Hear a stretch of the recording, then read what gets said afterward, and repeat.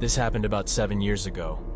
I was 16 years old at the time and was home alone with only my younger sister Nadine, who was 9 at the time. Our only parent was my mom.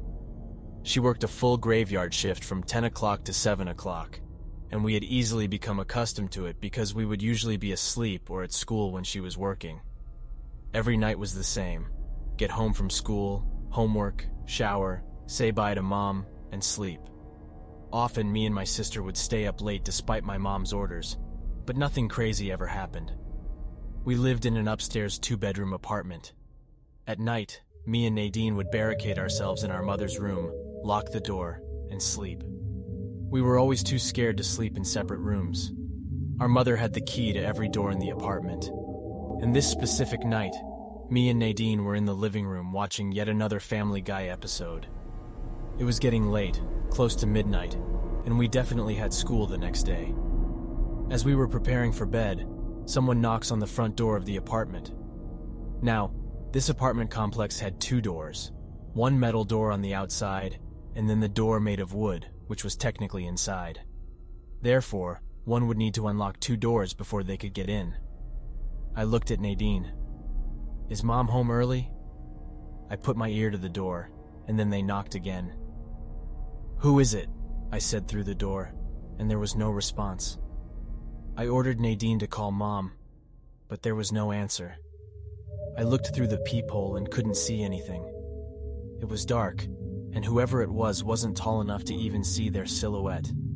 Nadine went to unlock the door, but I yelled at her to stop. My mom always told me she would call for an emergency, and she has the keys to the apartment. She would have no reason to knock. Before I could come up with a plan, whoever was on the other side of the door began pounding on it as they were no longer knocking. It sounded like they were banging with a closed fist. As if on cue, Nadine and I ran into my mother's room and locked the door. She began to cry, and I tried to console her, but I was too scared. I waited a few moments, hoping that they would go away, that my mom would call and yell at us to open the door. 2 minutes passed, and my mom called us back. She saw that we called her and took a break as soon as she could call us back. I told her about the knocking, and she urged us not to exaggerate. Whoever it was gone now, and we were okay. She blamed it on perhaps a lone drunk or someone looking for trouble.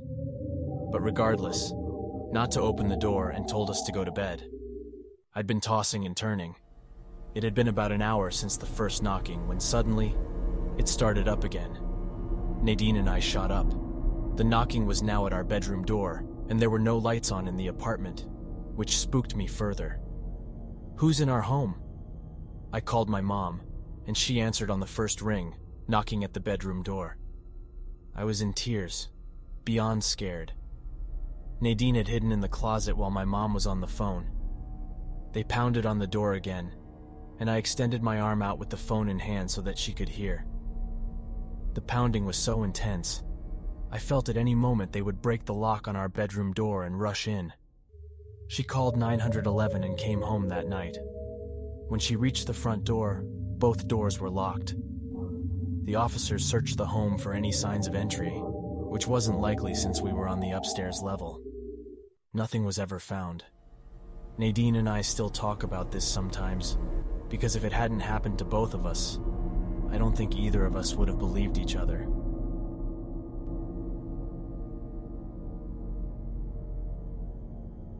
This was a story told to me by my father, who has lived in New Hampshire his entire life. He is 48 years old, a well-known fireman, and there's a lot of people he knows in New Hampshire fairly well.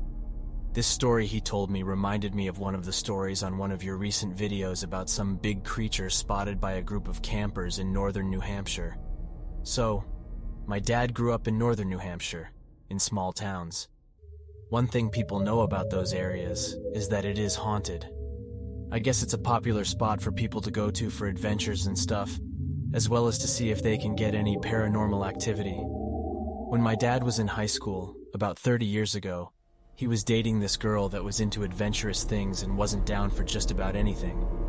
My dad was never fearful of anything, but this story really seemed to get to him. So anyways, Him and his girlfriend at the time decided that a cool date idea would be to go to the mica mines and explore and see if they could experience anything. On the way there, they took a wrong turn down a long dirt road. This dirt road led to an abandoned sawmill. The sawmill had been abandoned for quite some time and was known for paranormal activity, and also known for cults to go there and sacrifice animals or worship the devil.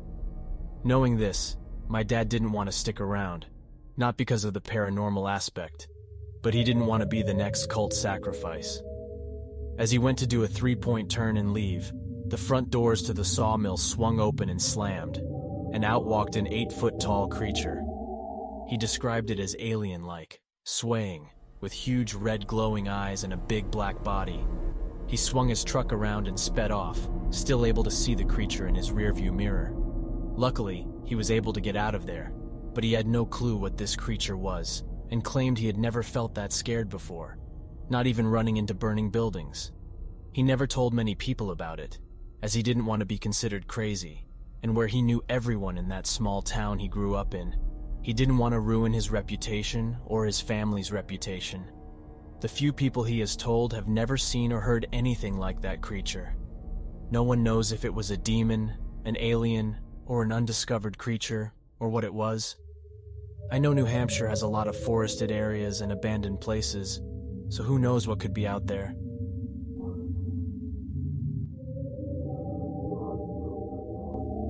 My cousin and I were heading home from Montana through the Black Hills. I had picked out a spot to camp at and planned on just setting up camp in the back of my truck and sleeping. So, I could just set a pin for what looked like a dead-end road to sleep at. We pull up onto the main road and get to the spot, probably 2 miles back, and we notice there is a logging operation going on.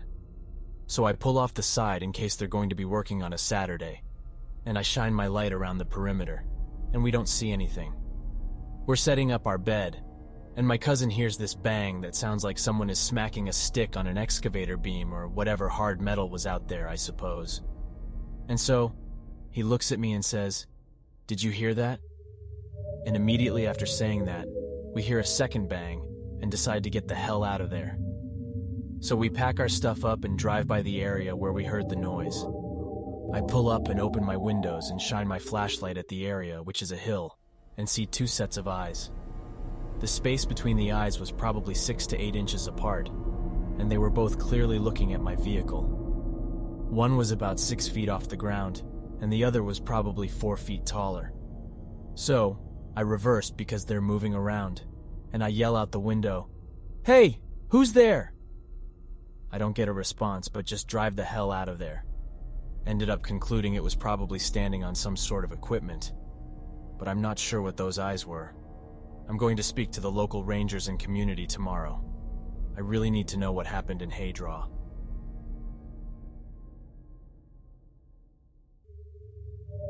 I am a very scientifically minded person, but some things have happened throughout my life that I cannot explain. First off, I'm going to call the road I live off Highway X for privacy reasons. I've lived there my entire life, 1998 to present. I'd like to describe where I live as the middle of nowhere, surrounded by other people. Where I live used to be a Revolutionary War township, though no battles happened here. Nobody has died in my subdivision either. In the mid-20th century, the portion of Highway X I lived on used to be a Girl Scout camp. And in the early 90s, before my family moved here, our property was a cow pasture.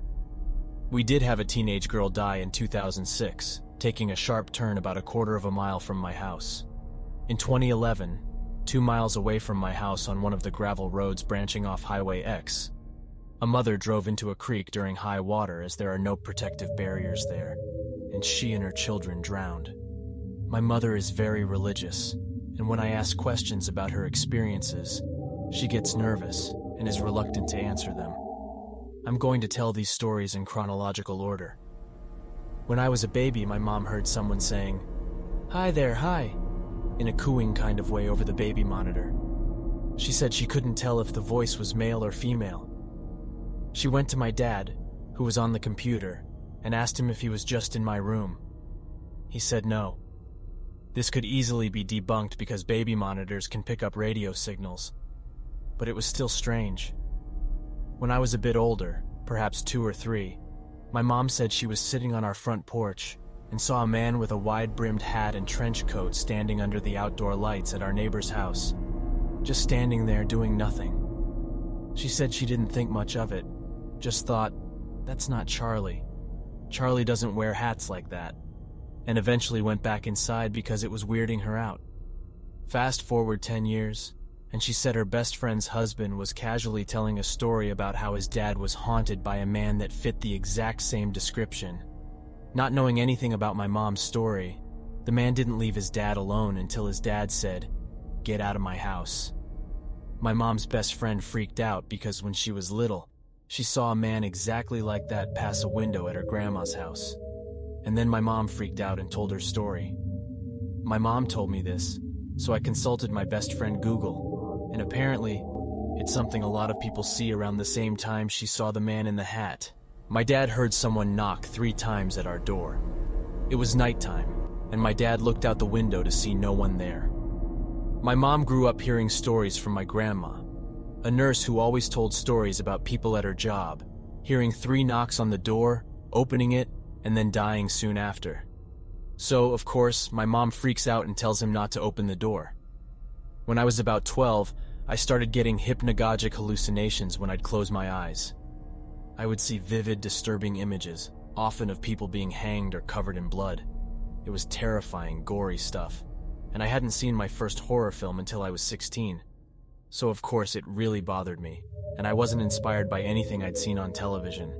It stopped happening once I moved into my dorm, but when I do get these hallucinations, it's only at my house. When I was 13, we had a light switch in the basement that could dim when you pressed it. I had a sleepover in the basement with my friends, and we were talking about boys or whatever 13-year-old girls talk about. Suddenly, the light started dimming and brightening repeatedly.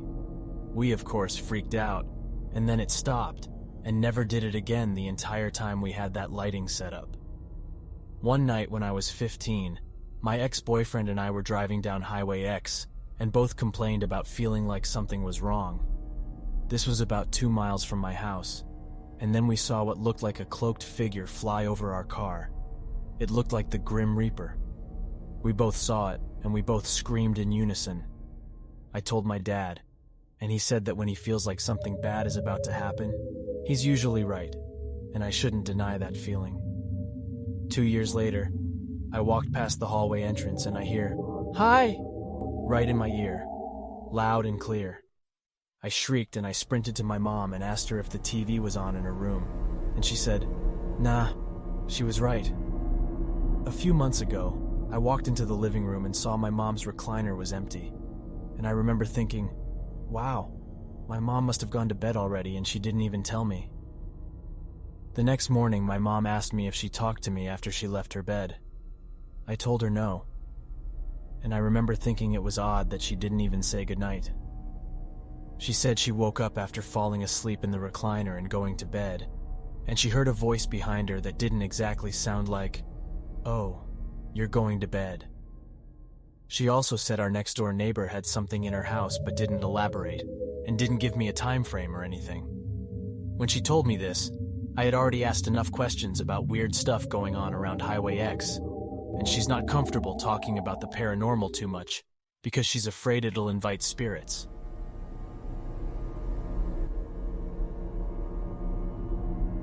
I'm Aboriginal, and we have our own name for what Americans call skinwalkers.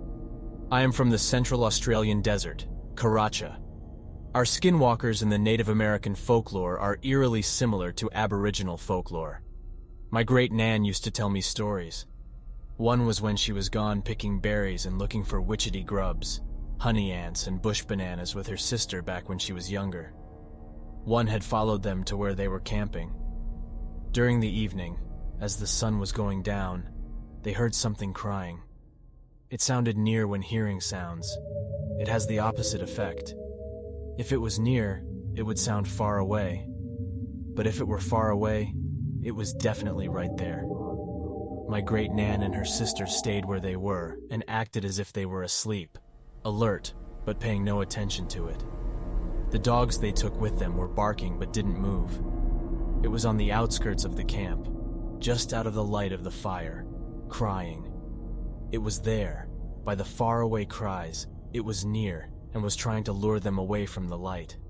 She had told her sister to not look at it or try to speak to it. It sounded like a child crying, she said. It didn't move away until the sun had started coming up. Guess it got bored. As soon as the sun was up, they made it home as fast as they could.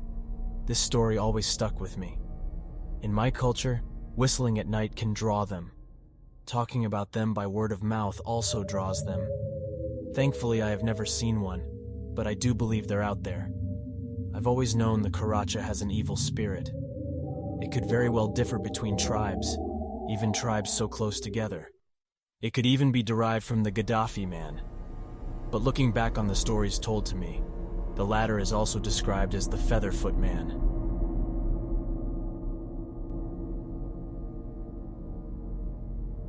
About 16 years ago, my family and I were up in the White Mountains of Arizona to cut our Christmas tree. My dad was driving our truck, with my grandpa in the front seat and my mom and sister in the back. I was in the bed of the truck along with our family's German short-haired pointer. We were driving along a forest road, and all of a sudden, my dog starts barking and growling. So I look to see what it is, thinking it's maybe a bear or mountain lion. What I saw was a tall, dark figure walking parallel to the road about 60 to 70 yards away. I yelled at my dad to stop the truck when I told him I think I saw Bigfoot. He laughed and continued to drive. When I looked back to get another look at it, the figure had changed direction and was walking away from the road. The last thing I saw was the thing's head disappearing down a hill. To this day, I still do not have any explanation for what I saw. And every time the situation comes up, my dad always makes me tell everyone my story just so that he can laugh at it.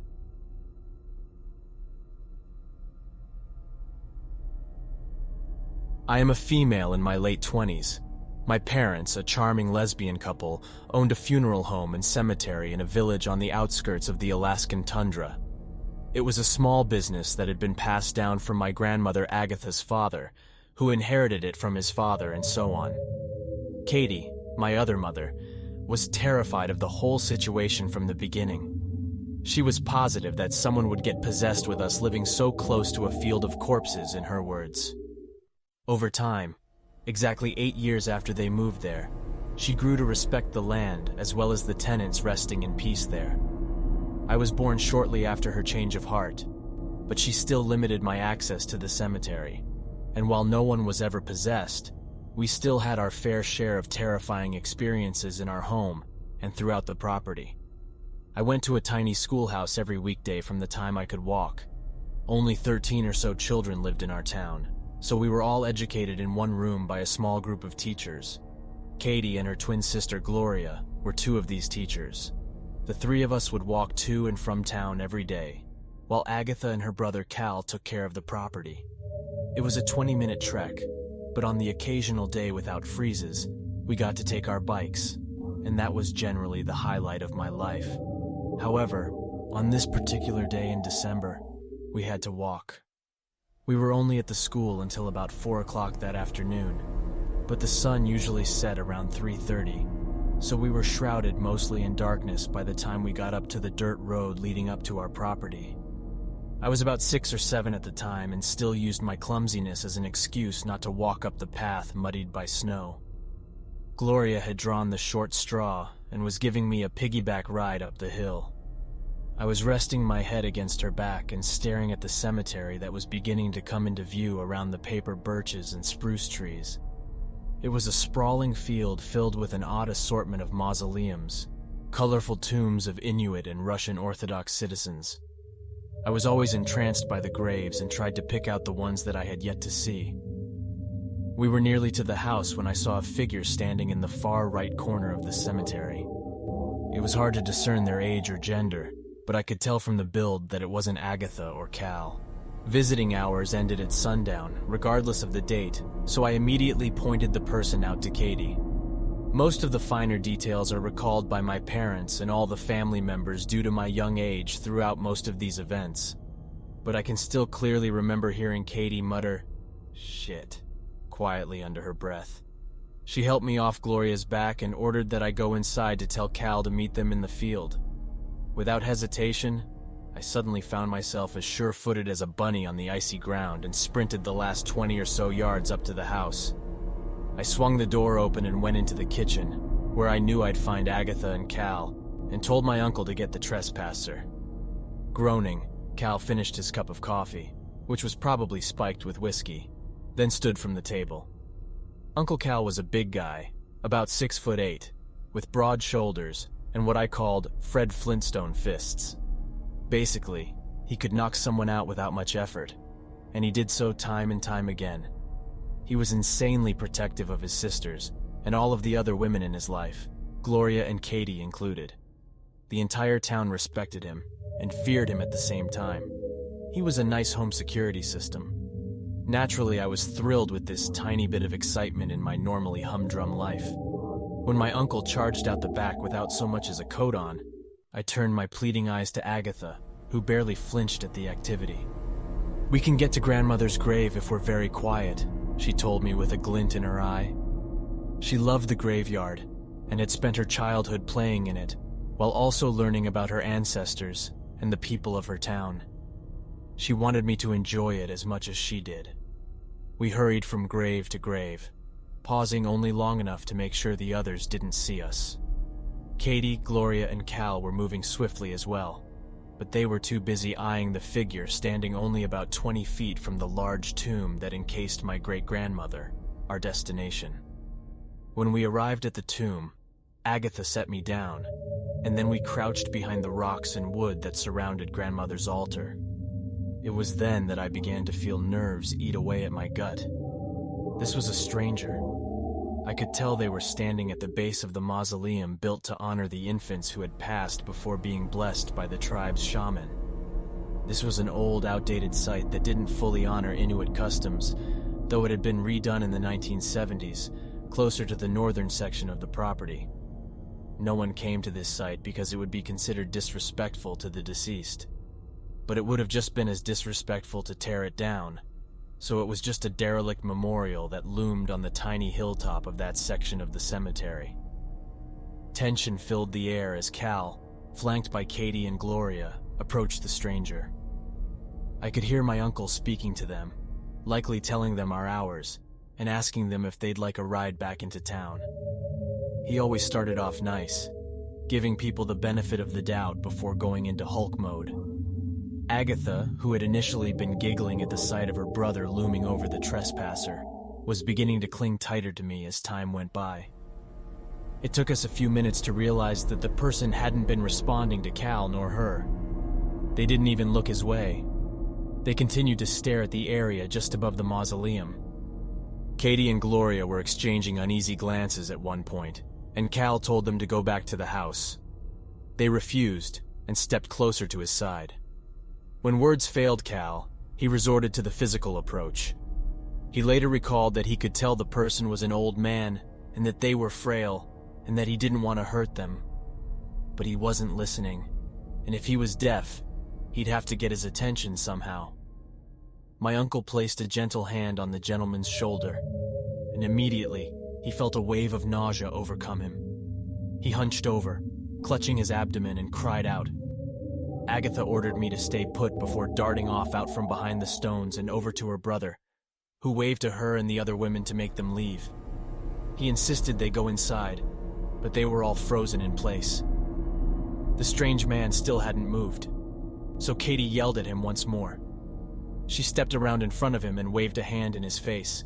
"You need to leave," I heard her command. "You can't be here after dark. It's not safe." "No, it's not," the stranger finally said. He lowered his eyes to meet my mother. "Are you all right, dear?" He spoke so casually to her.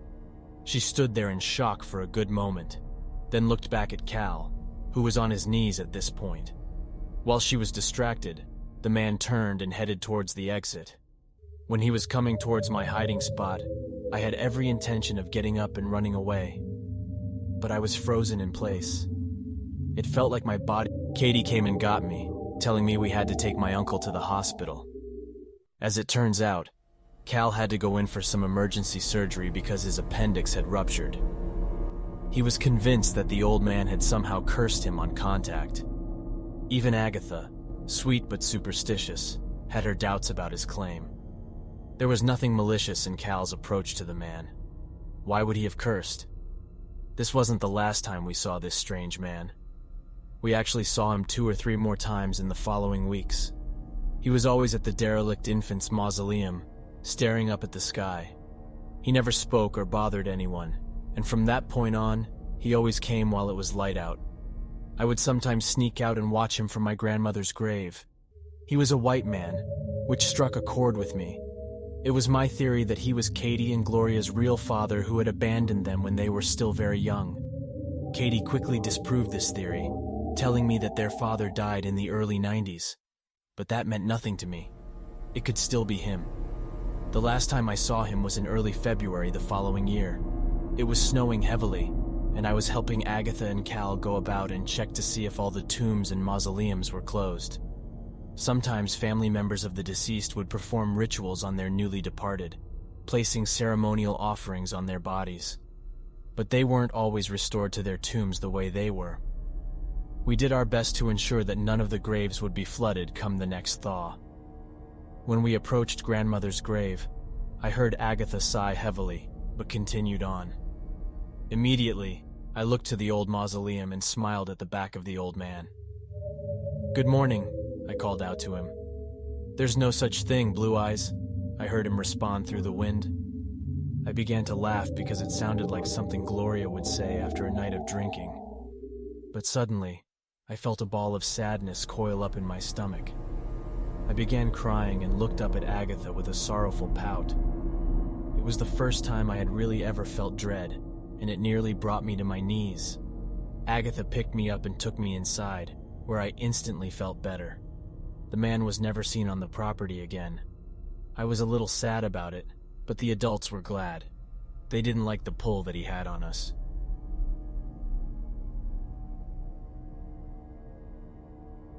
Just to clarify, this didn't happen to me. It happened to my girlfriend a year or 2 ago. Nevertheless, I always get freaked out whenever I'm in her woods. There have been 2 incidents, so I'll try to make them quick. One night, she had a few of her friends over, laughing, drinking, and having a good time in general. They did all their little parties in her dad's garage, which was a few yards away from the house. Beyond the garage was an unkempt path that led into the woods behind her house. Across from the garage was an old trampoline that was too ripped up to be able to jump on. They decided to head back in when it got dark. My girlfriend has a big black dog. I'm not sure of the breed, but they definitely knew she was inside at the time. Right before entering the house, my girlfriend looked at the trampoline and saw a pair of bright yellow shining eyes, almost cat-like. She called her friends over, and they saw it too. Her dog, Jasmine, was right behind them in the house when Jasmine let out her bark. The thing took off at an inhuman speed. The morning after, they found long claw marks on the side of the garage. The second time was when my girlfriend was taking a walk on a small trail through the woods. She has schizophrenia, so she does hallucinate a lot, but she swears that she knew what she saw was real. About halfway down the trail, through dense shrubbery, she saw a grayish thing.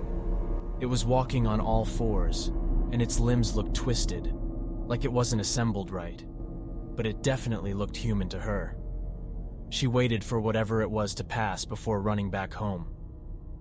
We never go out to her woods alone anymore, especially at night or without a weapon. She believes her woods belong to Wendigos, or maybe skinwalkers. She couldn't tell very well. One thing is for certain, something strange is living in her forest.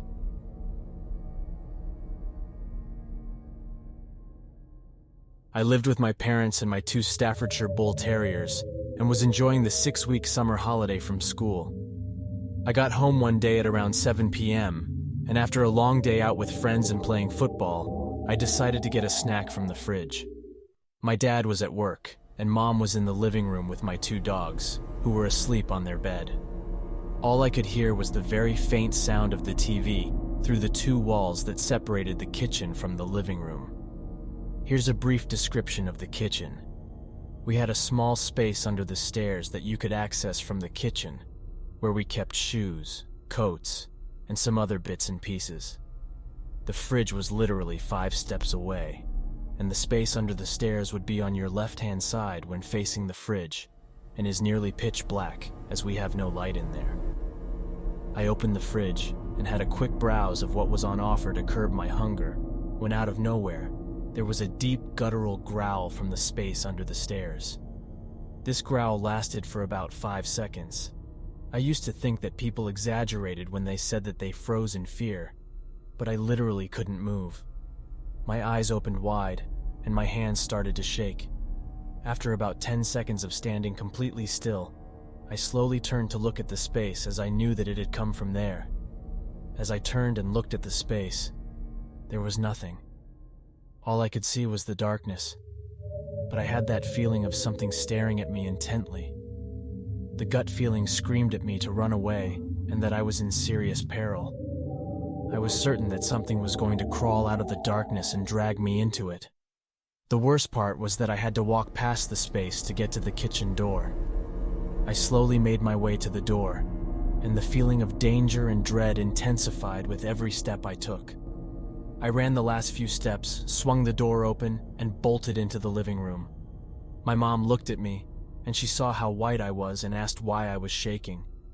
She asked what was wrong, and I told her what happened. I also asked if the dogs had growled or if there was anything on TV that could have made a noise like that. But my mom said she hadn't heard anything from the dogs or TV that could have been perceived as a growl. My mom grabbed a torch and headed to the kitchen. Sure enough, she came back and said there was nothing there and that it must have been my imagination. But I know what I heard, and I know that my gut feeling was not just my imagination. There was something under those stairs that seriously wanted to hurt or terrify me. I haven't had any other experiences like that since, and I always become nervous if I'm left in the kitchen alone. I'm 22 now, and still refuse to go anywhere near this space under the stairs.